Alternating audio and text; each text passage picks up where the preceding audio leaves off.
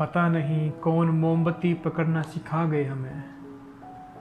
पता नहीं कौन मोमबत्ती पकड़ना सिखा गए हमें, वरना नारी के सम्मान में तो लंका दहन और महाभारत करने की संस्कृति थी हमारी। 2012 का निर्भया केस तो सबने सुना ही होगा। अगर नहीं सुना तो आप एक बार मेरा नाम देख लीजिए, क्योंकि निर्भया केस में एक दरिंदे का नाम हूबहू मेरे नाम से मिलता था, मगर मैं वो दरिंदा तो नहीं हूं।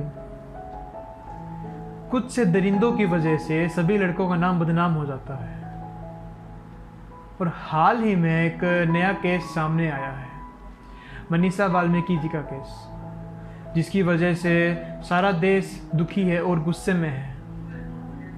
सभी लोग सरकार से ये अपील कर रहे हैं कि इस मामले में एक सख्त कदम उठाया जाए, एक सख्त कानून बनाया जाए इसे रोकने के लिए। मगर कुछ राजनेता इसमें भी राजनीति खेल रहे हैं।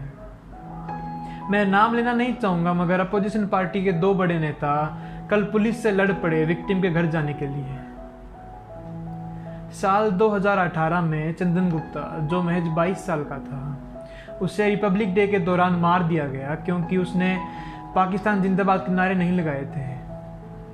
अगर ये पब्लिसिटी स्टंट नहीं होता, ये राजनीति नहीं खेल रहे होते, तो ये उस वक्त कहाँ थे।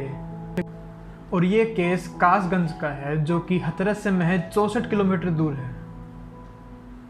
NCRB national crime records bureau के सर्वे के दौरान ये पता लगा है कि 33,356 rape case were reported across the country और an average of 91 rapes daily. कल मेरे पास एक शख्स का मैसेज आया था, उन्होंने मुझे एक स्टोरी में भी टैग किया था। मैं उस शख्स का नाम लेना नहीं चाहूँगा, मगर उन्होंने कुछ ऐसा लिखा था, तुम इस मामले पर शांत क्यों बैठे हो?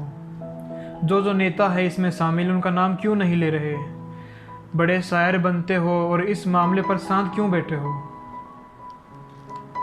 मैं आपको एक बात बताना चाहता हूँ कि आपने मुझे चुनाव में वोट देकर नेता मंत्री नहीं बनाया है, और शायर और मीडिया वाले में बहुत अंतर होता है, शायद आपको पता ना हो। एक शायर का काम सिर्फ शायरी लिखने का होता है।